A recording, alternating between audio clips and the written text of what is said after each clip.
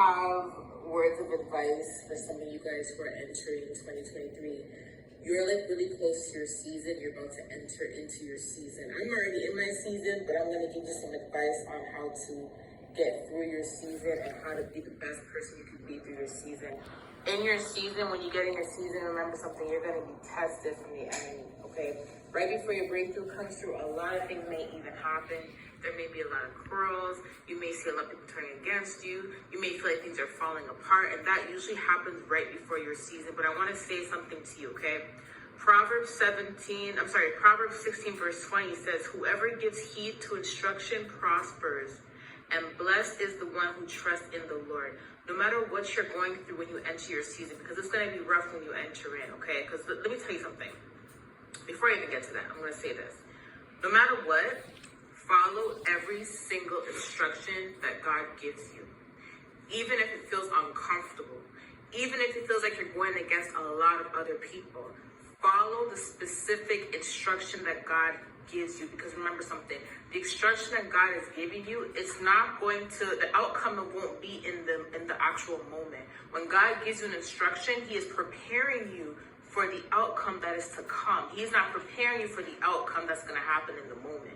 So when He's giving you an instruction, you working towards that instruction and being obedient, that's what's going to bring in, yes, my bad, the doorbell just rang. So it may feel like the worst thing ever in the moment, but just follow every single instruction that He is giving you, even if it doesn't make sense. Like I'm telling you, those who trust in the Lord will receive the prosper, okay? It says here, blessed are those who trust in the Lord, okay?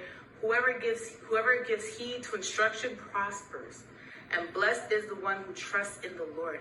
Trust in the Lord even when it doesn't feel like you're doing the right thing. You get what I'm saying? If He is giving you instructions, just follow it. Because the instructions that you're following, the outcome for those instructions may actually happen the year after. You get what I'm saying? It's like planting a seed. God may say plant a seed, right? You may not know why He told you to plant the seed. So you plant the seed, you're watering it, you're giving it sunlight, and because you follow these instructions, a year later, you're seeing the root coming out. So had you not followed those instructions, you wouldn't even have a seed, you wouldn't even have a root coming out, you wouldn't even have a tree, you wouldn't even have fruits. You get what I'm saying? So follow the instructions, okay? Another thing I want to tell you, remember something, the devil knows when you are about to have a breakthrough. The devil knows when things are about to shift in your life. The devil sends people because they are aware that there's something happening in your life. God explained something to me last night. He said the people that come up against us, that attack us, that lie on us, that do spell work on us, they don't really have a problem with you. You get what I'm saying? They mainly have a problem with what God is doing in your life. They mainly have a problem with your calling. They mainly have a problem with your prophecy. They mainly have a problem with God. It's not you. They have an issue with God that they have not dealt with. Do you get what I'm saying? Because listen, if God tells you to do something and God has a plan according to, His will for your life, anyone that tries to go against His plan for your life is not going up against it. They're actually going up against God. This is why the devil uses people, because the devil has a real problem with God. He doesn't have a problem with you. He has a problem with God. So the devil will come after you because coming after you is how he can get to God, because he knows that God is going to fulfill His will through you. Do you see what I'm saying? So when you see people coming at you randomly, family, friends, strangers, and you're like, God, what's going on? I thought you said it's my season. They are coming after you because they are trying to block. They are trying to stop. They're trying to slow down what it is that God is trying to do in your life, because it's going to fulfill something in His kingdom. It's going to fulfill something that's according to His will. And that's what the devil does not like. These people, they don't have an issue with you. They have an issue with God, and they have an issue with God blessing you. They don't want to see God blessing you. Yes, it's jealousy and envy, but it's common sense. If you come up against someone who God is using, if you come up against someone who God is anointed, you are basically shooting yourself in the foot. You are basically blocking your own blessings, and people understand this. So the reason why they still do it is because they have a deep-rooted issue with God. It has nothing to do with you. So when you see this stuff happening, just say, I forgive them, Lord. I forgive them. Continue to push forward. Don't let it stop you. Don't let it slow you down. Don't let it stop you from following God's instructions. That's the main important thing, because the instructions that God gives you, I'm telling you, it's going to make you question, like, God, really? You want me to do this?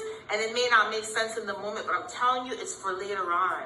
Whatever he's telling you to do in the moment is prepping you for what's to come later on, but you have to start it. Do you see what I'm saying? You have to start it. Then along the journey, you're watering it, you're giving it sunlight, and then you're going to start watching it grow, and then it's going to grow into the tree, and you're going to be so happy that you even planted the seed in the first place. You're going to be so happy that you continue to water your plant. You continue to give your plant sunlight, because when you see the outcome that God has for you, it's going to make so much sense as to why so many people try to block you. It's going to make so much sense as to why people are upset at God.